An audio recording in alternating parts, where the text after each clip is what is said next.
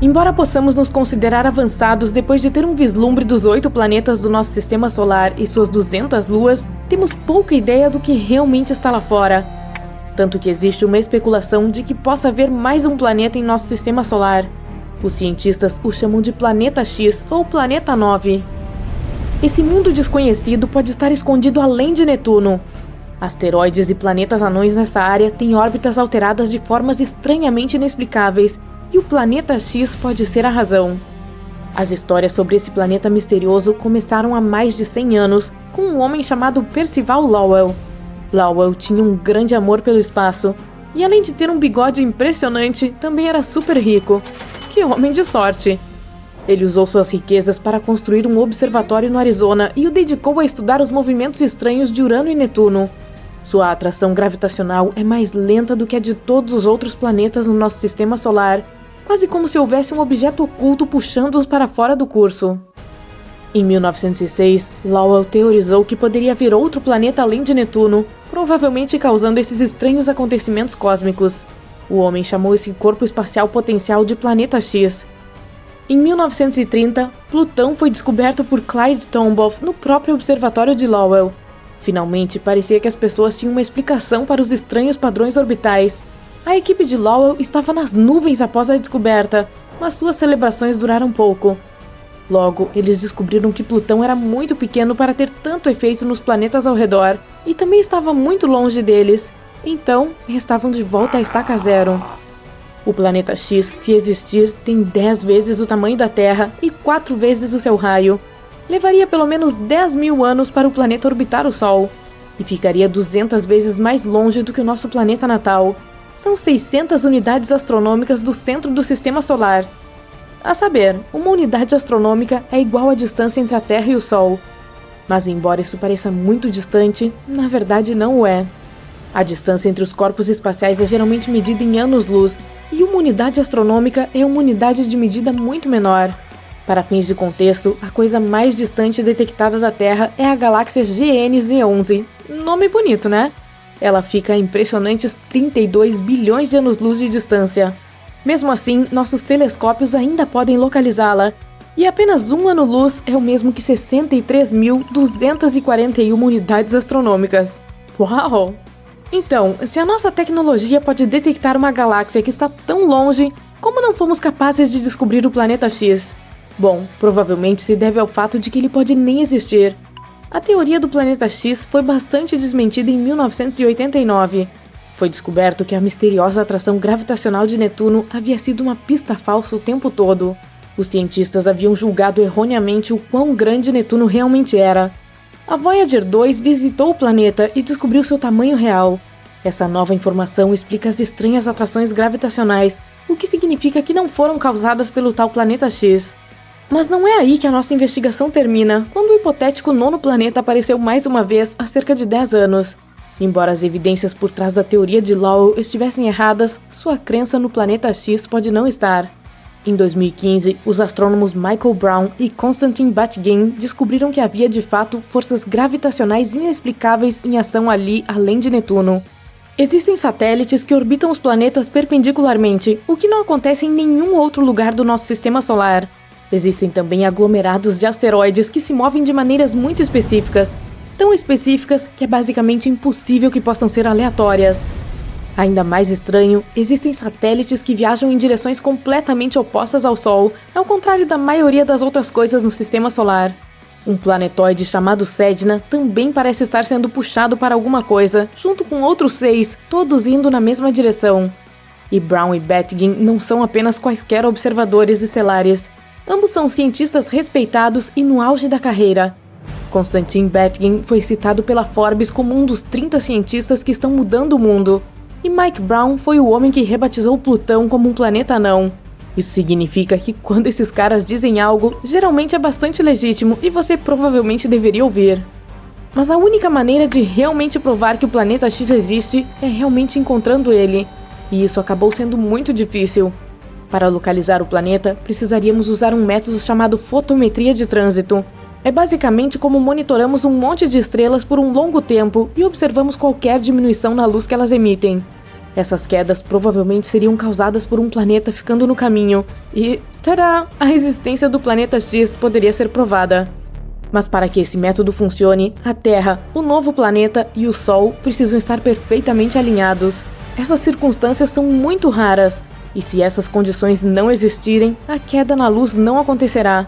Além disso, esse método só funcionaria realmente com planetas que estão mais próximos do Sol do que a nossa Terra.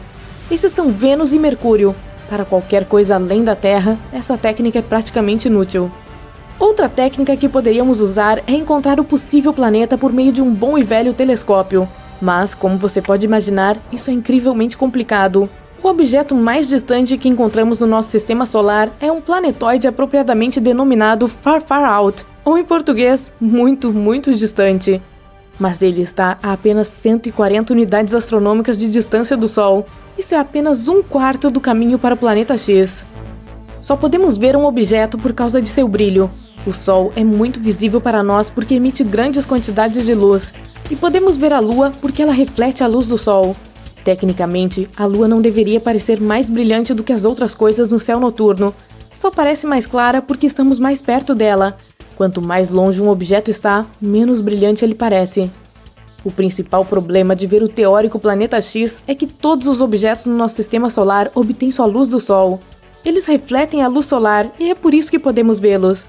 Dada a distância do planeta X até o Sol, é quase impossível vê-lo. E por causa de sua luz muito fraca, para vê-lo, precisaríamos de condições climáticas perfeitas, assim como de um telescópio extremamente poderoso. Mas Brown e Betkin encontraram o perfeito. O telescópio Subaru está localizado no topo de um vulcão adormecido no Havaí. É enorme e é capaz de capturar até mesmo a luz mais fraca de objetos espaciais distantes. O problema é que precisamos descobrir para onde apontá-lo. Sem saber onde o planeta X realmente está, isso basicamente transforma as coisas em um gigantesco jogo de adivinhação. Também existem apenas cerca de 3 noites por ano em que as condições são claras o suficiente para ver o hipotético planeta X. É difícil, mas não impossível. E ainda, a maioria dos astrônomos desistiu e concordou que o planeta X não existe, afirmando que é apenas um mito comum. A explicação mais difundida para as estranhas influências gravitacionais é que existe um minúsculo buraco negro no nosso sistema solar que está puxando os planetas em sua direção. Mas não se preocupe, eles dizem que não é grande o suficiente para realmente devorar um planeta, então a Terra vai ficar bem, por enquanto. O problema com a teoria do buraco negro é que, mais uma vez, é quase impossível rastrear-nos um. Embora sua massa pudesse ser tão grande quanto a do planeta X, o próprio buraco seria reduzido ao tamanho de uma laranja. Os telescópios não teriam nenhuma utilidade. Para encontrá-lo, seria necessário procurar os raios gama emitidos por objetos à medida que caem no buraco negro. Outra maneira de descobrir isso é liberar centenas de pequenas espaçonaves. Elas passariam perto o suficiente do buraco hipotético, e quando elas fossem puxadas em direção a ele, provavelmente poderíamos detectá-lo. Mas não exclua a teoria de Brown e Betkin, ainda está sendo documentada pela NASA. E até encontrarmos evidências contundentes para provar quaisquer teorias, o planeta X ainda pode estar por aí. Por milhares de anos, as pessoas conheciam apenas os planetas Mercúrio, Vênus, Marte, Júpiter e Saturno, que podiam ser vistos por meio de telescópios simples ou até mesmo a olho nu, se as condições fossem boas. Mas, no final do século XVIII, um famoso astrônomo, William Herschel, descobriu um novo planeta de cor azul gelada. No início, as pessoas pensaram que se tratava de uma estrela, mas depois perceberam que era um planeta. Hoje, o conhecemos como Urano, que está mais de 19 vezes mais distante do Sol do que a Terra. É tão longe que leva 84 anos para completar uma volta ao redor do Sol. Esse astrônomo também descobriu muitas outras coisas interessantes no espaço, como estrelas duplas e nebulosas. Em meados do século XIX, os cientistas notaram que algo puxava Urano e estranhamente atraía sua órbita. Eles pensaram que deveria haver outro planeta por lá e usaram a matemática para prever onde ele estaria. Finalmente, em 1846, encontraram Netuno com o auxílio de um telescópio. Ele era muito tênue para ser visto a olho nu porque estava muito distante do Sol. Era tudo muito empolgante. Quem sabe quantos outros planetas poderiam estar lá à espreita na escuridão do nosso sistema solar? Em meados de 1800, os astrônomos notaram que algo incomum estava acontecendo no céu. Um planeta pequeno e rochoso chamado Mercúrio estava se comportando de forma estranha. Ele não seguia a órbita previsível que se esperava. Um dos astrônomos era um brilhante cientista francês, Urbain Le Verrier. Ele apresentou uma teoria de que poderia haver outro planeta em nosso sistema solar que ninguém havia descoberto ainda e que estaria localizado em algum lugar entre Mercúrio e o Sol. Esse corpo celeste hipotético, que o astrônomo chamou de Vulcano em homenagem ao deus romano do fogo, teria uma superfície incrivelmente quente e poderia ser uma possível explicação para o estranho comportamento de Mercúrio. Le Verrier nunca afirmou com certeza que Vulcano era realmente a única coisa que estava perturbando a órbita de Mercúrio, mas, empolgados com a possibilidade de descobrir um novo planeta, astrônomos de todo o mundo aceitaram a ideia de Vulcano. Para algo que não existia, as pessoas se empenharam em desenvolver ideias e obter informações sobre ele. Alguns cientistas não achavam provável que tivessem deixado passar outro planeta tão grande quanto Mercúrio. Teria sido difícil não vê-lo até então, mas havia uma pequena chance de existir um menor dentro da órbita de Mercúrio que estivesse muito próximo do Sol e que não pudesse ser visto. Uma teoria dizia que estava a cerca de 20 milhões de quilômetros de distância da nossa estrela. Mercúrio é o planeta com a órbita mais excêntrica em nosso sistema solar, mas o ponto mais próximo que chega do Sol é cerca de 46 milhões de quilômetros. Isso significa que Vulcano estaria a menos da metade dessa distância. A teoria prosseguiu dizendo que, se ele existisse, orbitaria nossa estrela a cada 19 dias e 18 horas, e sua trajetória estaria inclinada cerca de 12 graus em relação a de outros planetas em nosso sistema solar. A posição de Vulcano, em seu ponto mais distante do Sol, ainda estaria muito próxima dele para ser vista a olho nu, mesmo durante o crepúsculo. A única chance de avistá-lo seria durante um eclipse solar ou quando passasse em frente ao Sol, o que, conforme a teoria, aconteceria de 2 a 4 vezes por ano.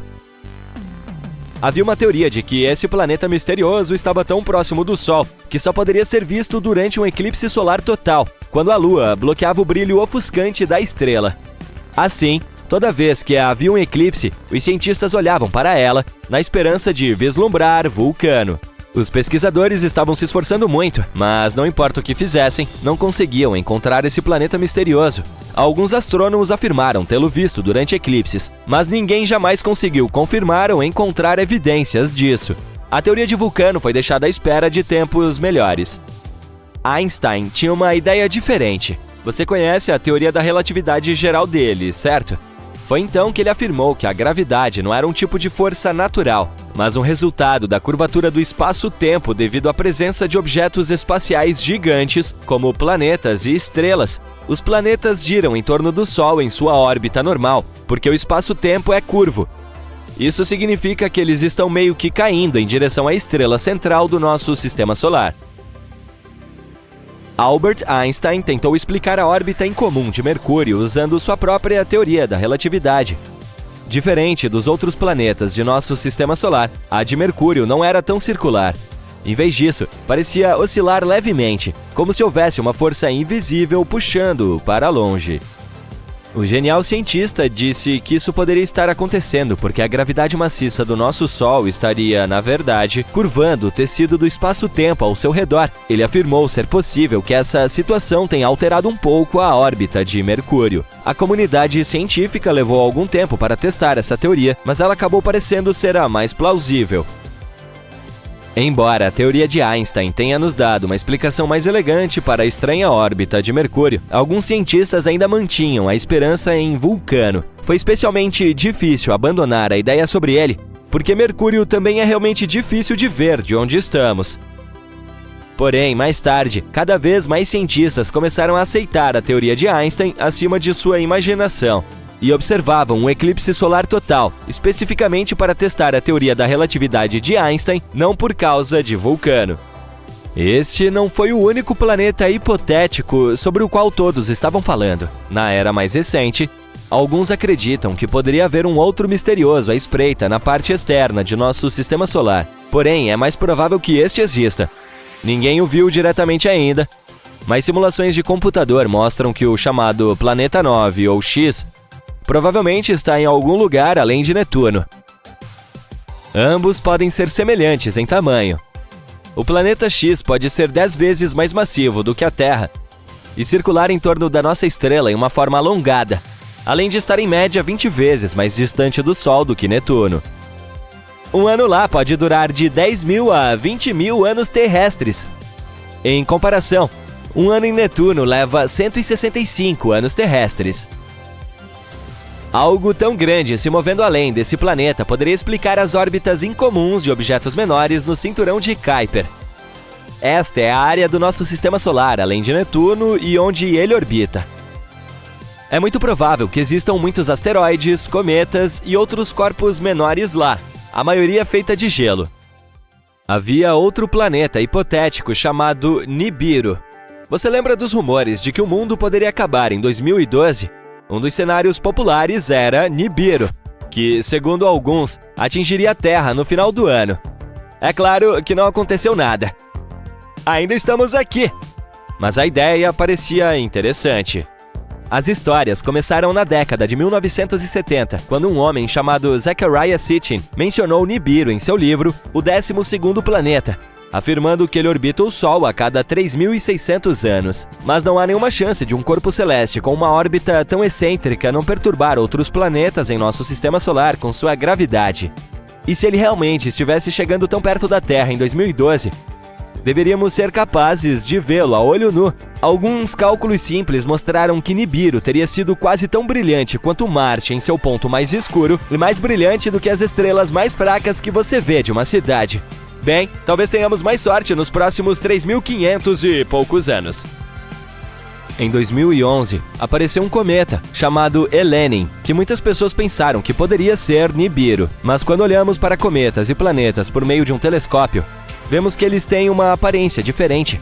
Um cometa tem uma coma, que é uma atmosfera de gás, juntamente com uma cauda, algo que um planeta não tem. Além disso, ele não se chocou com a Terra. Chegou muito perto do nosso Sol e se desintegrou. Os pedaços que sobraram continuarão a se mover em direção ao sistema solar externo pelos próximos 12.000 anos.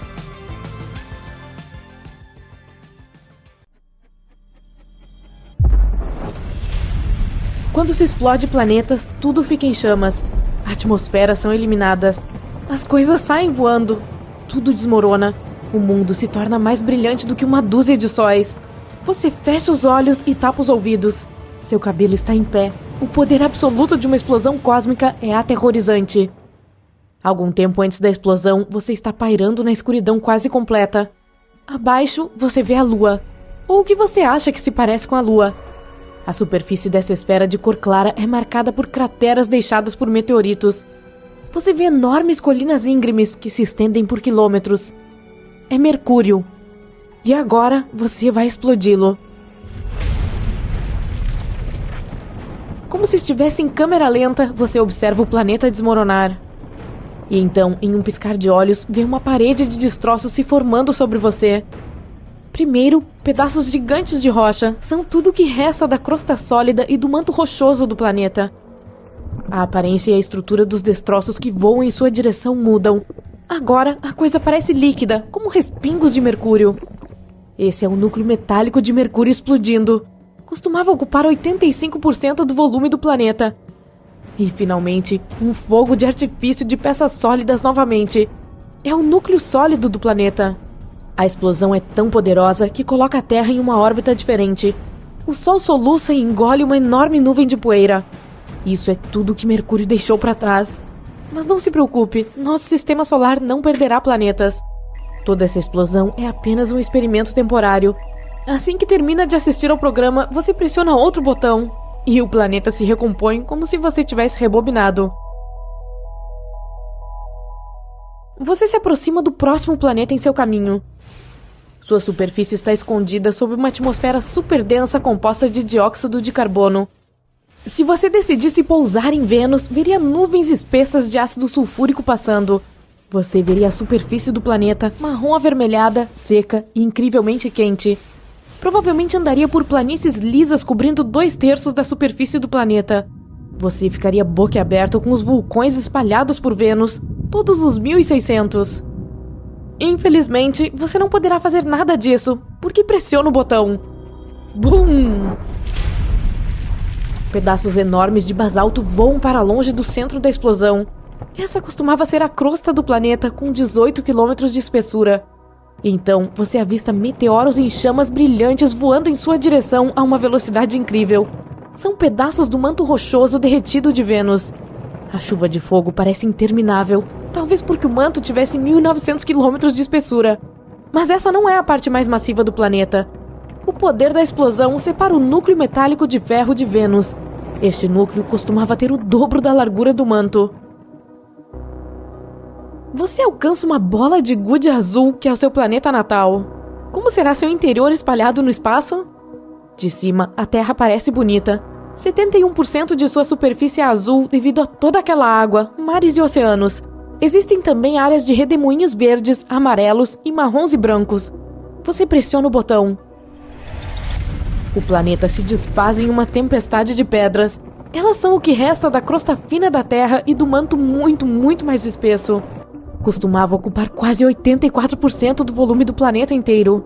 Você vê a chuva rochosa se transformar em algo muito mais líquido. São ferro quente e níquel que costumavam formar o núcleo externo da Terra. Os metais não estavam sob pressão suficiente para serem sólidos. O estrondo é tão poderoso que desmonta o núcleo interno da Terra, que costumava ser uma bola sólida de ferro e níquel. Depois que as peças se separam, elas seguem suas próprias órbitas ao redor do Sol. Os pedaços mais massivos colidem com a Lua, e alguns viajam mais longe e são engolidos pela nossa estrela. Você não pode perder tempo. O planeta vermelho está à sua espera. A superfície de Marte está coberta por uma poeira cor de ferrugem. A espessura da camada de poeira varia de região para região, mas na maioria dos lugares tem 2 metros de espessura. O solo é dourado, marrom, bronzeado e até esverdeado. A tonalidade depende dos minerais que o constituem. A superfície do planeta é rochosa.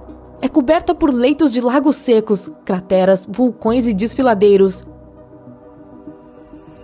Bum! Marte é um planeta rochoso. Você tem que desviar de pedaços do tamanho de uma montanha, de crosta feita de rocha basáltica vulcânica. O que você vê a seguir parece que uma grande quantidade de pasta de dentes rochosa foi explodida. Isso costumava ser o manto de Marte, composto de oxigênio, silicatos e outros minerais. E então, as peças voadoras ficam sólidas novamente. É a vez do núcleo do planeta. Era sólido, feito principalmente de ferro, níquel e enxofre. Bilhões e trilhões de fragmentos de todos os tamanhos, de uma pequena lua a pedaços de vários metros de largura, são lançados em todas as direções.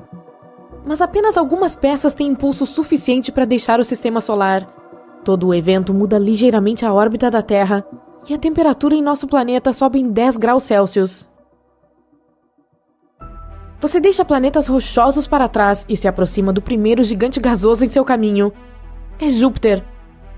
Nuvens espessas de marrom, amarelo, vermelho e branco escondem a sua superfície. Elas fazem o planeta parecer colorido e lindamente listrado. Você aperta o botão. Dessa vez, a vista é diferente. Em vez de pedaços de crosta sólida, você vê jatos de gás acelerando do centro do planeta. É o que costumava ser a atmosfera de Júpiter, composta de hidrogênio e gás hélio. Em um piscar de olhos, a matéria que se projeta para o espaço se torna líquida. É o hidrogênio mudando de forma sob a imensa pressão atmosférica perto do centro do planeta. Um pouco depois, o líquido já é uma mistura de hidrogênio metálico e hélio.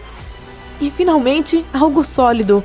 Provavelmente era o núcleo de Júpiter, 14 a 18 vezes a massa da Terra. O diâmetro do gigante gasoso era de cerca de 145 mil quilômetros, mas a explosão não dura mais do que meio segundo. A explosão de Júpiter é tão forte que evapora planetas menores como Marte e Terra. O Sol permanece praticamente intocado. Ele fica mais quente e meio instável por um tempo, mas não dura muito. O próximo gigante gasoso no nosso caminho é Saturno. À primeira vista, parece que o planeta tem uma superfície. A esfera marrom amarelada aparentemente sólida é cercada por camadas de nuvens. Os anéis que são marca registrada de Saturno são incríveis e coloridos, cinza, bege e castanho. Na verdade, eles são grupos de minúsculos anéis feitos de pedaços flutuantes de água gelada, rochas e poeira. Esses pedaços variam em tamanho de manchas a enormes pedaços do tamanho de arranha-céus. Enquanto orbitam Saturno, eles continuam colidindo e pedaços maiores são quebrados. Você fica surpreso ao ver que os anéis não são perfeitamente redondos. Eles têm curvas causadas pela atração gravitacional das luas próximas. 53 delas são confirmadas. Titã, um mundo gelado maior que a nossa Lua e até mesmo Mercúrio, é a maior. O que você vê é assustadoramente semelhante ao que aconteceu quando você explodiu Júpiter. Existe apenas uma diferença. Os anéis de Saturno se rompem, enviando rochas e gelo para o espaço a uma velocidade incrível. As peças maiores se chocam com as luas do planeta, eliminando as menores delas. Você vê fluxos de gás, principalmente hidrogênio e hélio, com um pouco de metano, amônia e água. Eles estão se movendo a uma velocidade vertiginosa, para longe de onde costumava ser o centro do planeta. Depois disso, respingos de matéria líquida. É o hidrogênio líquido que mais tarde se torna metálico. E por fim, os pedaços do núcleo sólido feito de materiais rochosos. Você está olhando para a bela esfera verde-azulada do gigante de gelo Urano. O planeta fica com essa tonalidade incomum quando a luz do Sol é refletida na sua superfície. Além disso, a atmosfera de Urano é composta principalmente de hidrogênio e hélio, com traços de gás metano que absorve a luz vermelha. Enfim, BUM! Dessa vez, são grandes bolhas de gelo que estão se arremessando primeiro em sua direção. Elas costumavam ser a parte do manto de gelo do planeta que já representou 80% do volume do corpo celeste. Por que esse gelo parece líquido? Em Urano, o líquido congelado não é sólido como na Terra. O gelo é um fluido quente e denso composto de água, gelo de amônia e metano. Muitas vezes é chamado de oceano de amônia. Após a bizarra chuva de gelo, você vê pedaços sólidos do núcleo rochoso do planeta. Costumava ser pequeno, não mais do que metade da massa da Terra. Algumas das luas de Urano são pulverizadas na explosão, e várias até são ejetadas do sistema solar. A explosão também altera ligeiramente a órbita de Netuno. E o último planeta em seu caminho. Netuno parece azul devido a uma camada de gás em movimento e nuvens permanentes. Não há tempo para perder. BUM! O planeta não tem uma superfície sólida.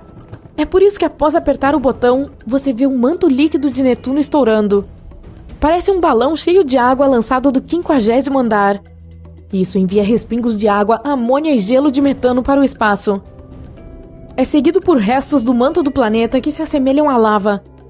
Costumava ser líquido, incandescente e rico em metano, amônia e água. Isso é o que resta do núcleo sólido de Netuno, feito de ferro e outros metais. É a Terra que podemos ver lá longe? Isso mesmo, olha só para ela, flutuando no espaço, dando uma volta com seus amigos planetas. Você vê Marte vermelho alaranjado e Júpiter com seu cinturão de asteroides. Até o minúsculo Plutão está lá. Todos esses planetas mantêm distância uns dos outros, movendo-se em suas próprias órbitas. Você percebe que eles não são muito sociais, mas isso é bom, pois causaria muitos problemas se eles começassem a esbarrar uns nos outros. Mesmo que existam outros, a Terra é o único planeta que conhecemos que tem vida. E nós até imaginamos o porquê. É porque ela teve a sorte de surgir no melhor lugar do nosso sistema solar, a zona habitável. Os cientistas dizem que o ingrediente-chave para a vida é a água. Mas bem, existe água em Mercúrio. Esse planeta tem depósitos de água congelada nos seus polos sul e norte, mas só porque esses lugares nunca recebem luz. Em todos os outros lugares, a água simplesmente evapora da superfície do planeta. Mercúrio fica muito perto do Sol. Plutão também tem um pouco de água. Os astrônomos até acham que o planeta anão pode ter até 30% de água, mas ela está congelada. Ao contrário de Mercúrio, Plutão fica muito longe do Sol, e é por isso que toda a sua água existe na forma de gelo. Mas a Terra paira nesse local perfeito chamado zona habitável. Tem a temperatura certa para que a água permaneça líquida e todas as formas de vida se desenvolvam. Mas e se a Terra fosse o único planeta do Sistema Solar? Sem Marte, sem Júpiter, sem Mercúrio, sem Vênus, as coisas poderiam ter sido um pouco diferentes do que estamos acostumados. Lembra daquele asteroide enorme que atingiu a Terra há cerca de 66 milhões de anos? Sim, aquele terrível.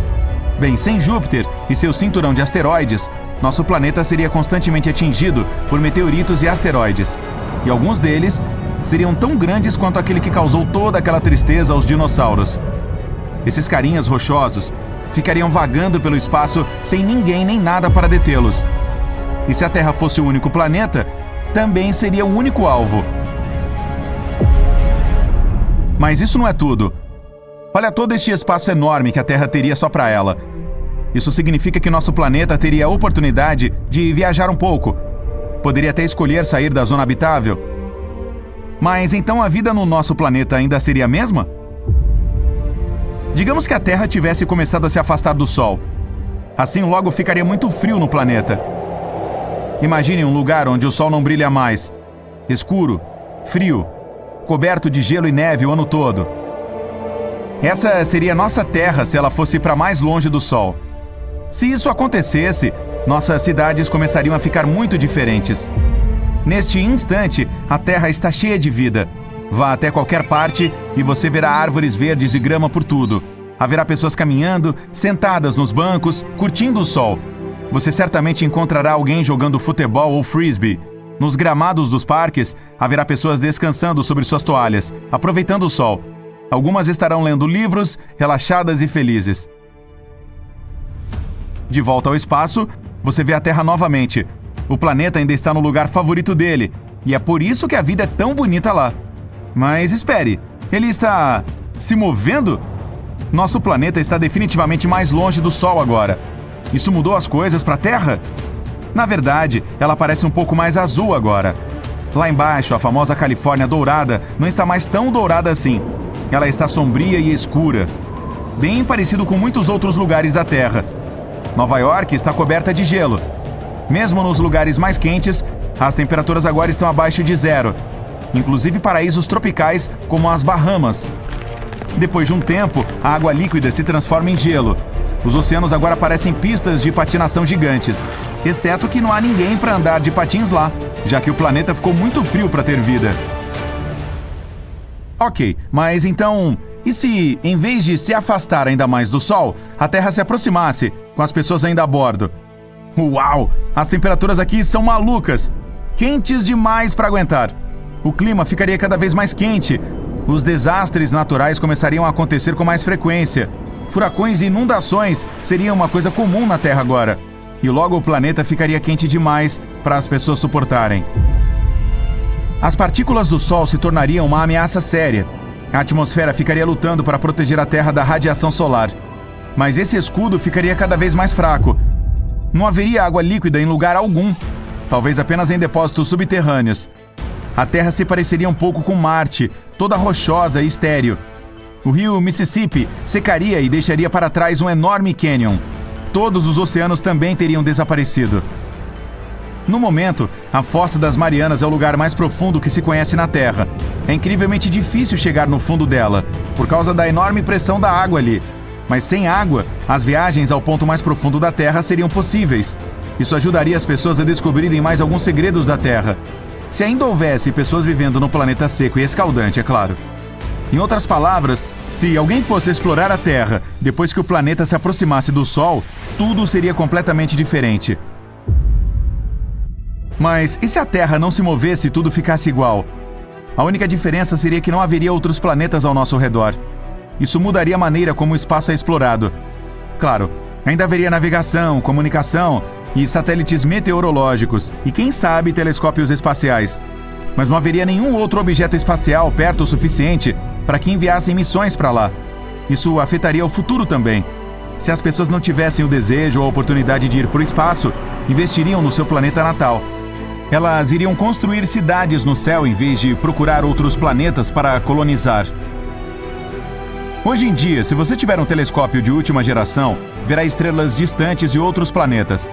Quanto melhor for o telescópio, mais detalhes para você ver. Mas sem outros planetas lá fora, a imagem do espaço não seria tão emocionante. As estrelas ainda seriam visíveis e você poderia até localizar 1 ou 2 meteoritos. E você definitivamente veria a Lua. E só. As agências espaciais se concentrariam principalmente em manter a Terra segura, até porque os asteroides se tornariam visitantes frequentes.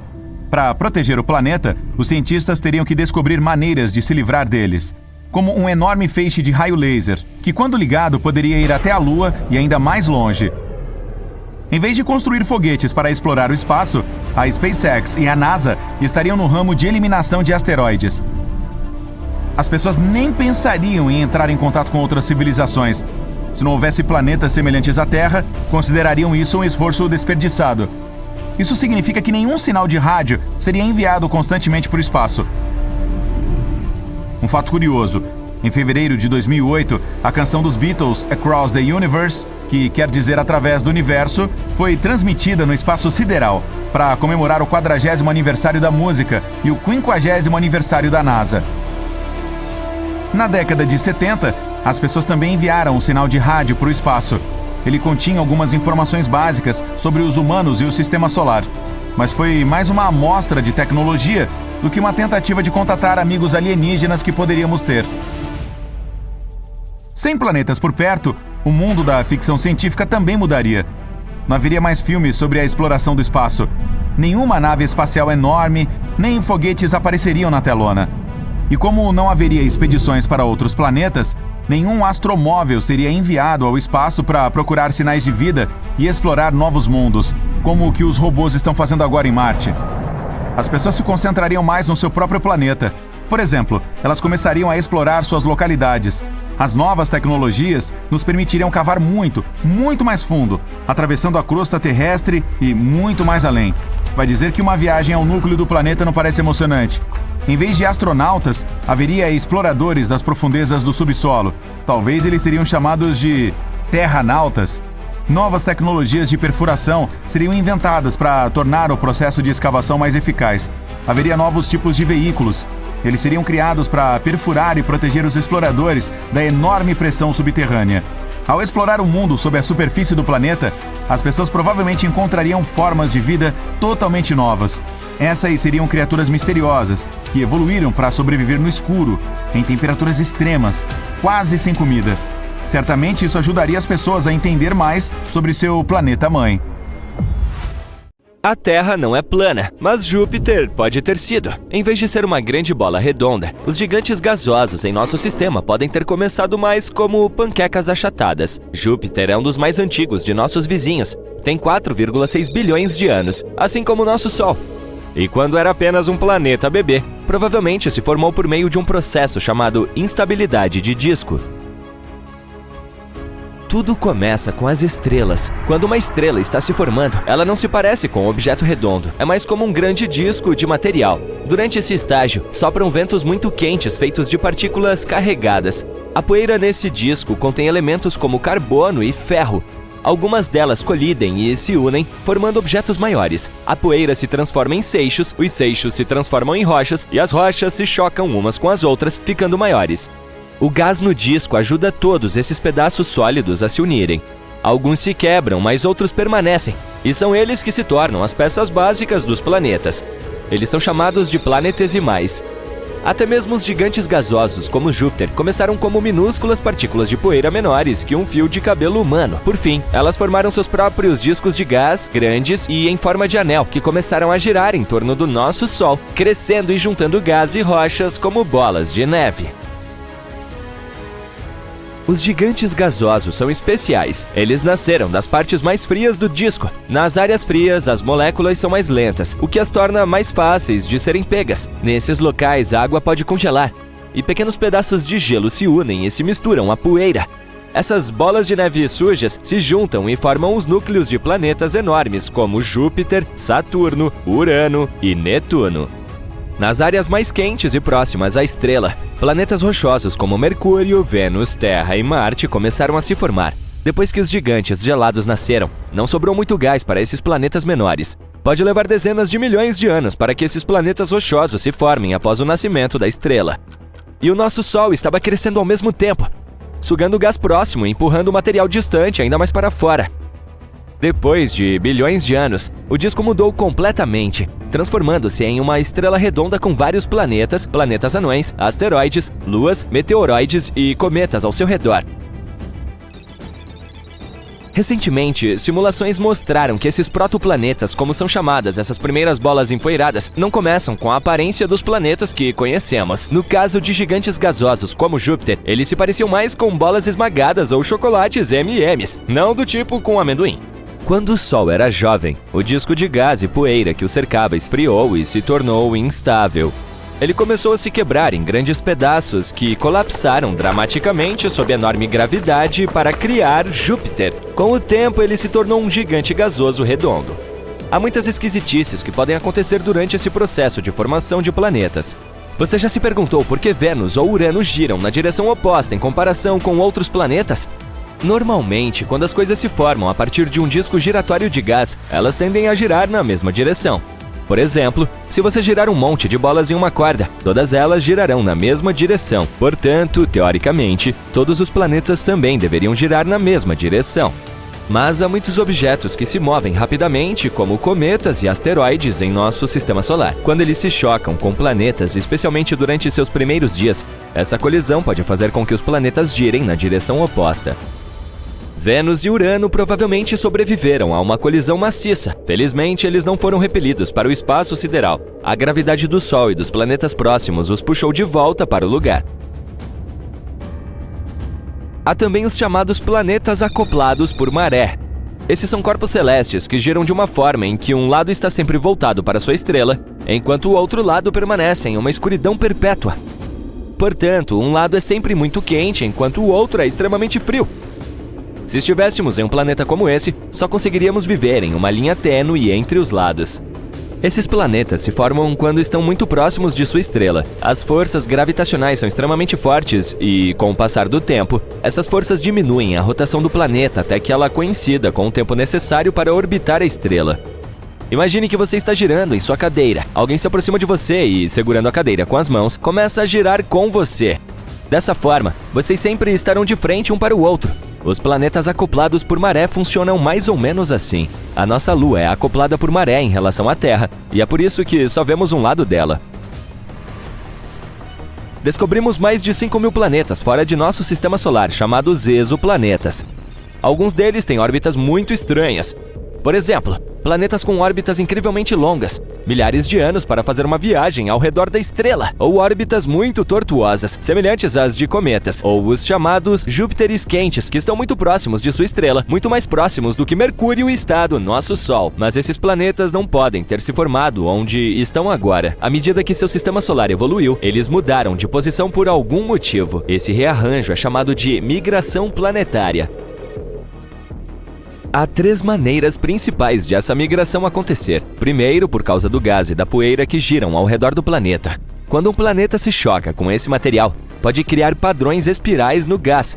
Esses padrões podem empurrar o planeta para mais perto ou para mais longe do centro, dependendo de como eles se misturam. Isso é chamado de migração impulsionada pelo gás. Foi isso que Júpiter experimentou quando se aproximou do Sol bilhões de anos atrás. Isso também explica a existência de Júpiteres quentes. Segundo, os planetas grandes podem empurrar os menores, mudando suas trajetórias. Terceiro, a gravidade da estrela pode puxar o planeta, tornando sua órbita mais circular. Você já ouviu falar de planetas interestelares? Imagine um planeta solitário flutuando na vastidão do espaço sem uma estrela para chamar de lar. Eles são como os nômades errantes da nossa galáxia, condenados a ficar à deriva para sempre. E há tantos deles, pode haver mais planetas flutuando livremente do que aqueles que estão ligados a estrelas. Estamos falando de trilhões de planetas interestelares que vagam apenas em nossa galáxia Via Láctea. Eles costumam ser tão grandes quanto o nosso maior planeta, Júpiter, mas a maioria deles pode ter o tamanho da Terra. Alguns podem até ter atmosferas espessas que os mantêm aquecidos, mesmo estando longe de qualquer estrela. Alguns deles podem ter auroras selvagens, enquanto outros podem abrigar luas com água líquida, um possível refúgio para a vida. Há até mesmo uma chance de que eles possam conter vida extraterrestre. Esses planetas podem se chocar com outras estrelas ou até mesmo com sistemas planetários inteiros enquanto viajam pelo espaço. Ocasionalmente, podem ficar presos na gravidade de uma estrela por um tempo antes de serem lançados de volta ao espaço. Mas como eles nascem? Às vezes, durante esse processo caótico de formação de planetas, nem todos conseguem ficar perto de sua estrela-mãe. Alguns deles são expulsos de seu sistema solar devido a poderosas interações gravitacionais com outros planetas ou estrelas passageiras. Esses planetas ejetados tornam-se planetas interestelares. Em 2012, os astrônomos encontraram um sistema solar do início do universo. Esse sistema inclui uma estrela e 2 planetas. Nós o chamamos de sistema fóssil. A estrela é muito antiga, com cerca de 13 bilhões de anos, quase tão antiga quanto todo o nosso universo. Ela é composta principalmente de hidrogênio e hélio. Isso é incomum porque os planetas geralmente se formam a partir de nuvens de gás que contêm materiais mais pesados. Foi então que descobrimos que o modo como os planetas se formavam antes era diferente de como se formam agora. Sabemos que as estrelas com mais metais têm maior probabilidade de ter planetas. No jargão da astronomia, metais significa qualquer elemento químico que não seja hidrogênio e hélio. Porém, no início do universo, não havia muitos metais. A maioria deles foi criado no interior das estrelas e depois se espalhou pelo espaço quando essas estrelas explodiram. Então, quando se formaram os primeiros planetas? Esse sistema recém-descoberto ajuda a responder a essas perguntas. Seus 2 planetas gigantes estão orbitando uma estrela incrivelmente pobre em metais e extremamente velha. Isso deveria ser muito raro, se não impossível. Mas eles existem. Isso significa que talvez haja mais planetas em sistemas pobres em metais do que pensávamos. Estudá-los nos ajudará a aprender mais sobre a história da formação dos planetas. Você já pensou na Terra como uma criatura inteligente em si? Bom, não uma criatura, mas talvez uma entidade, como se ela tivesse uma mente e alguns instintos de sobrevivência próprios. Quando dito dessa forma, parece que você está prestes a assistir a um filme de fantasia, em que o planeta em que caminhamos e vivemos diariamente acorda de repente, percebe que afinal não gosta tanto de nós e simplesmente enlouquece. Espero que não. Mas não estamos falando realmente de tais cenários, mas da ideia de que a atividade coletiva da vida, como micróbios e plantas, pode mudar um planeta e dar a ele uma vida própria. É como se o planeta tivesse uma mente verde. A metáfora da Terra como um planeta vivo faz sentido. Criaturas de todo o mundo rastejam, nadam, andam e voam pelas camadas mais altas de nossa Terra, oceano e céu. As plantas cobrem grande parte do nosso mundo. Além disso, há vírus e bactérias na água, no solo e até mesmo na atmosfera. Agora, imagine todos os seres vivos da Terra, como plantas, animais e micróbios, como uma equipe gigante trabalhando em conjunto. Eles têm trabalhos diferentes, mas todos fazem sua parte para tornar o planeta um lugar melhor para se viver. Por exemplo, as plantas produzem o oxigênio que respiramos e os animais ajudam a polinizar as flores. Juntos, eles formam a biosfera, que é como a equipe de vida da Terra.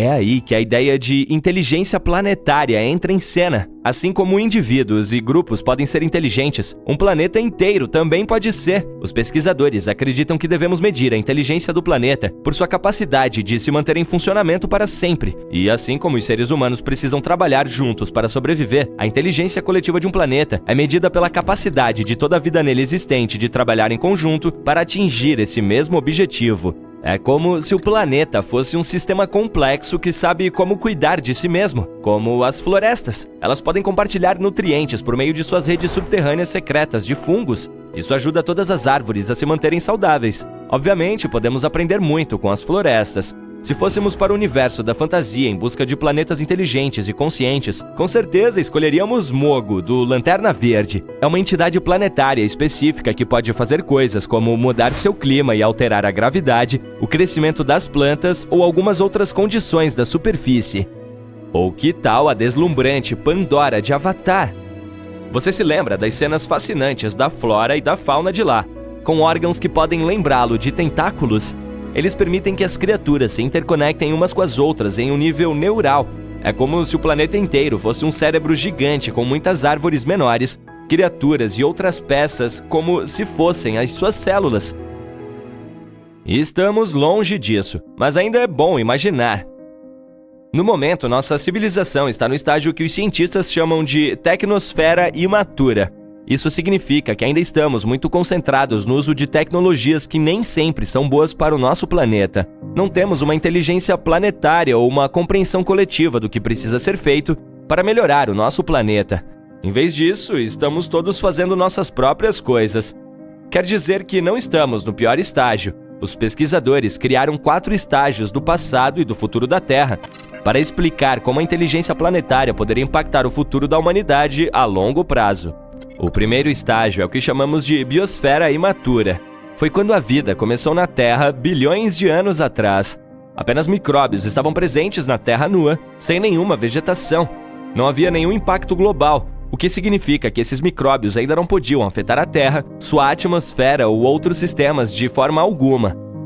O segundo estágio é a biosfera madura, 2,5 bilhões a 540 milhões de anos atrás, quando continentes estáveis se formaram e a biosfera começou a ter uma forte influência sobre a Terra.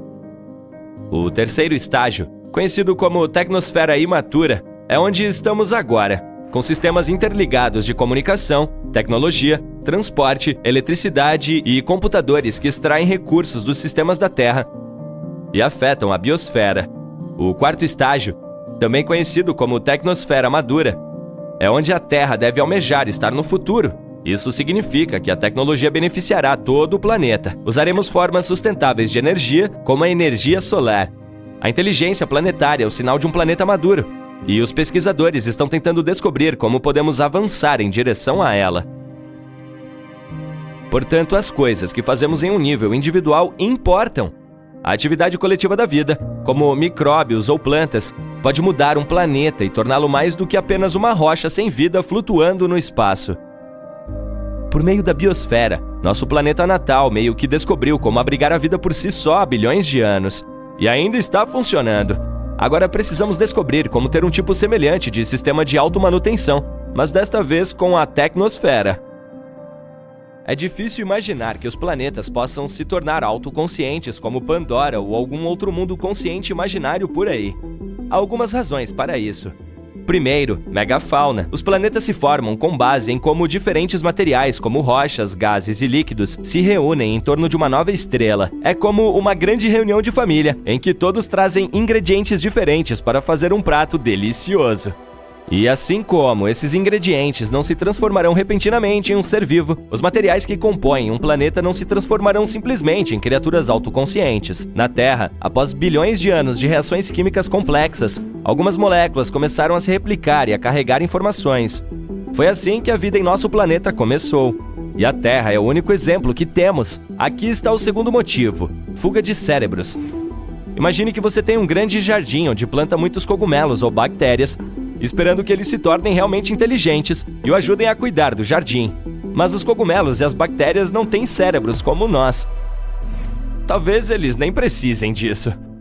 Ter um cérebro grande também é muito caro para os animais.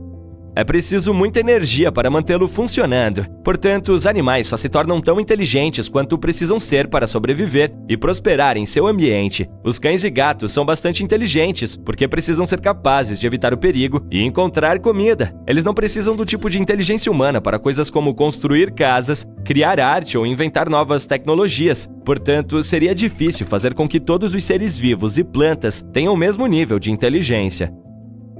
A terceira razão pela qual seria difícil para um planeta se tornar autoconsciente é a principal regra do reino animal. A vida é a sobrevivência do mais apto. Toda criatura está competindo por recursos como água, comida e espaço. Mas não são apenas as diferentes espécies que competem entre si, mas os indivíduos da mesma espécie também lutam. Basta pensar em como os caranguejos lutam por território na praia, ou como as matilhas de lobos lutam por suas presas. Ou eu, quando vejo um lugar vazio em uma praia lotada. Esse tipo de competição não é uma boa base para a cooperação global. Há algumas exceções a essa regra, por exemplo, as formigas. Elas podem não ser as criaturas mais inteligentes do planeta, mas quando se reúnem em colônias, conseguem realizar coisas incríveis, como coletar alimentos muito maiores do que elas, construir ninhos, criar filhotes e até mesmo cultivar. Na verdade, elas agem como um superorganismo, chamado de mente de colmeia, em que cada formiga trabalha em conjunto para atingir um objetivo comum.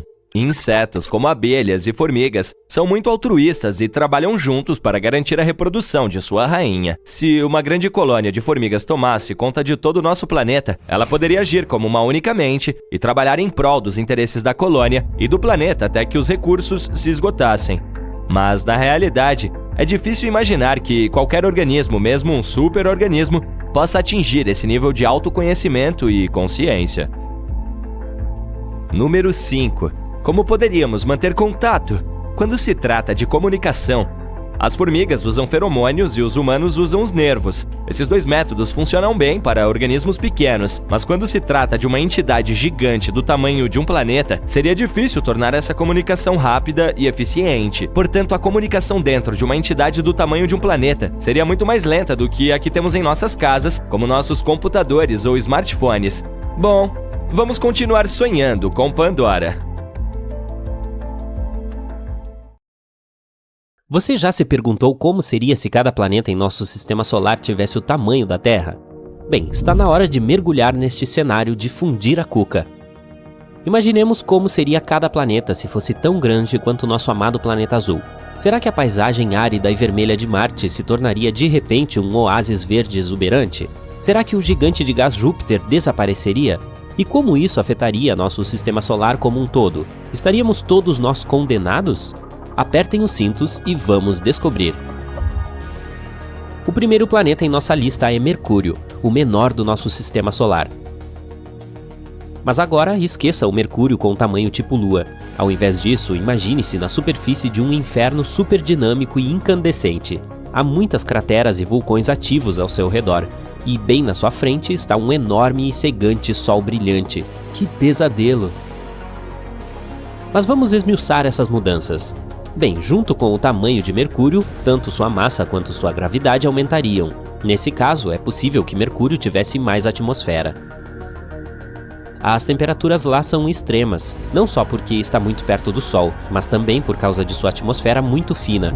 Assim, durante o dia, as temperaturas chegam a 430 graus Celsius, e à noite fica terrivelmente frio, chegando a menos 180 graus Celsius.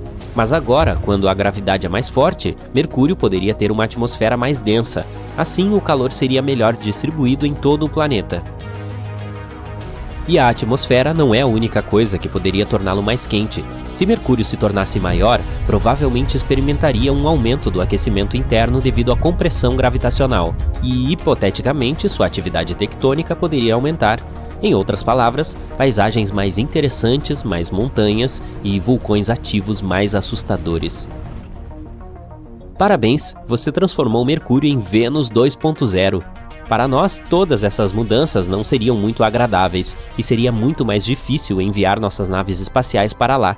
Portanto, é melhor para Mercúrio ficar como está, pequeno, calmo e entediante. Basicamente, o oposto completo do nosso próximo planeta, Vênus. Então, o que aconteceria a Vênus se ele fosse do tamanho da Terra? Na verdade, nada. Não mudaria em nada. Tudo porque Vênus já é quase do tamanho da Terra. É até chamado de o gêmeo da Terra. Embora gêmeo seja uma palavra grande, é claro, na realidade não poderíamos ser mais diferentes. Vênus é frequentemente chamado de estrela da manhã por ser tão brilhante e visível no céu. Mas não se deixe enganar por sua beleza. Este planeta é um dos lugares mais inóspitos do nosso sistema solar. Sua superfície é mais quente que uma pizza recém-cozida, cerca de 500 graus Celsius. E ele está coberto de nuvens grossas de ácido sulfúrico que dissolveriam qualquer humano que tentasse visitá-lo. Portanto, infelizmente, você não estará planejando nenhuma viagem para lá tão cedo. Agora vamos passar para um planeta que, ao contrário de Vênus, pode potencialmente se tornar um novo lar para nós, Marte. Imagine-se de pé na superfície marciana, observando o pôr do sol azul e respirando uma brisa refrescante. Sim, você leu isso direito, ar. Além disso, você poderia estar rodeado de plantas, animais e basicamente se sentir como se estivesse na Terra. Mas como isso é possível? Marte maior teria um campo magnético e uma gravidade mais fortes. Isto o levaria a uma atmosfera mais rica e mais densa. Teria provavelmente uma gama mais ampla de gases, incluindo o oxigênio. Isso não seria legal? Além disso, uma atmosfera mais densa poderia distribuir calor por todo o planeta. Assim, Marte poderia se tornar muito mais quente e aconchegante. E aí vem a mudança mais importante: água líquida. Na verdade, Marte tem água congelada em seus polos e em reservatórios subsuperficiais, mas com uma atração gravitacional mais forte, pode potencialmente estabilizar a água líquida em sua superfície. Viva! No entanto, nem tudo são flores. O novo Marte também teria uma personalidade vulcânica. Já está geologicamente ativo, mas agora seu calor e pressão internos disparariam. Isso significa erupções vulcânicas mais frequentes e mais fortes. Imagine como seria emocionante presenciar tais erupções em outro planeta, se você conseguir escapar das consequências. Em geral, o planeta poderia se tornar mais verde e mais luxuoso, mas não mais seguro, embora ainda seria lindo vê-lo. Mas é hora de passar para os gigantes do nosso sistema solar. E se antes estávamos ampliando os planetas, agora é hora de apertá-los com muita força. Se Júpiter se tornasse 11 vezes menor, cara, que desastre isso seria! A primeira coisa que notaríamos seria uma mudança na gravidade. E eu digo nós notaríamos porque agora não teríamos outra escolha a não ser mudar para algum lugar. Júpiter experimenta de 30 a 100 colisões com grandes asteroides por ano. Tudo por causa de sua gravidade mais forte, que atrai todos e nos protege. Mas agora nosso grande irmão protetor se transformou em um bebê pequeno. Diga oi a um bando de asteroides. Ah, e diga adeus a Júpiter. Este planeta é conhecido por sua atmosfera espessa e cheia de redemoinhos. Mas com uma atração gravitacional mais fraca, Júpiter provavelmente teria dificuldade para se agarrar a ela. Assim, com o tempo, ela escaparia lentamente para o espaço, deixando para trás uma atmosfera fina composta principalmente de nitrogênio e oxigênio. Também teríamos que nos despedir da aparência icônica de outro gigante, Saturno. A diferença mais perceptível seria o desaparecimento de seus famosos anéis. Compostos de pequenas partículas de gelo e rocha, os anéis são uma característica única de Saturno. Mas com a gravidade da Terra, eles ou cairiam no planeta ou se espalhariam pelo espaço. Que chatice, não? Saturno também é um gigante de gás, assim como Júpiter. Sua atmosfera é composta principalmente de hidrogênio e hélio, mas se fosse do tamanho da Terra, seus gases seriam comprimidos devido ao aumento da gravidade, o que o tornaria muito mais denso. Isso significa que o tamanho e a forma geral de Saturno mudariam. Teoricamente, se apertarmos duramente Saturno, ele pode potencialmente se tornar uma anã marrom. É um tipo de estrela fracassada que não tem a massa necessária para sustentar a fusão nuclear, mas que emite calor e luz. Então, Saturno poderia deixar de ser um planeta por completo. O clima também teria provavelmente mudado. Todas as suas tempestades loucas, como a famosa tempestade hexagonal em seu polo norte, se tornariam mais calmas e enfraqueceriam. O próximo gigante é o Urano. Vamos tentar comprimir este pobre sujeito. Em primeiro lugar, a gravidade superficial em Urano seria muito mais fraca do que é agora. Sua atmosfera também poderia mudar. Se Urano fosse menor, poderia ter uma atmosfera mais fina e gases diferentes ao mesmo tempo. Este planeta é bastante frio, com uma temperatura média de menos 200 graus Celsius. Mas se fosse do tamanho da Terra, ele poderia realmente aquecer um pouco devido à sua reduzida relação volume-área superficial. Mas não fique muito animado, ainda seria muito mais frio do que os pontos mais frios da Terra. Como você pode ver, os gigantes de gás não passam facilmente por todo este encolhimento, exceto talvez um deles. Surpreendentemente, o pequeno Netuno se tornaria muito mais amigável. Para começar, provavelmente se tornaria um planeta rochoso com uma atmosfera minúscula. Isso significa não mais um gigante do gás, mas sim um planeta que é mais fácil para os humanos e as criaturas humanas viverem e se moverem. E por falar em movimento, devido ao tamanho menor, a gravidade neste novo Netuno seria quase igual à da Terra, tornando muito mais fácil andar e pular por lá. Chega de flutuar para o espaço. Bem, a atmosfera do Netuno original é tão espessa que você mal pode ver sua mão na frente do seu rosto, e a pressão superficial é cerca de 100 vezes superior à da atmosfera da Terra. Mas nosso novo Netuno seria muito diferente, com uma atmosfera muito mais fina e menos densa. Teria ainda algum metano, água e amônia dentro, mas não tanto quanto antes. Finalmente, a temperatura. O atual Netuno está congelando com uma temperatura média de cerca de menos 220 graus Celsius. Mas se fosse do mesmo tamanho da Terra, provavelmente seria muito mais quente, assim como o Urano. Ah, assim é melhor. E é isso que temos por hoje para mudanças nos planetas. Mas o que aconteceria com todo o Sistema Solar se tornássemos todos os planetas tão pequenos? É difícil prever, mas é claro que sua gravidade e órbitas poderiam mudar muito. É improvável que algum deles saísse voando pelo espaço ou que se chocassem uns com os outros ou algo parecido, mas muitas de suas órbitas provavelmente se tornariam bastante instáveis, e o número de colisões com asteroides aumentaria significativamente. Naturalmente, tudo isso é pura especulação. Não é como se pudéssemos realmente testar tudo isso, mas ainda é uma experiência de pensamento bastante interessante e faz com que apreciemos como nosso sistema solar é realmente único e especial do jeitinho que é.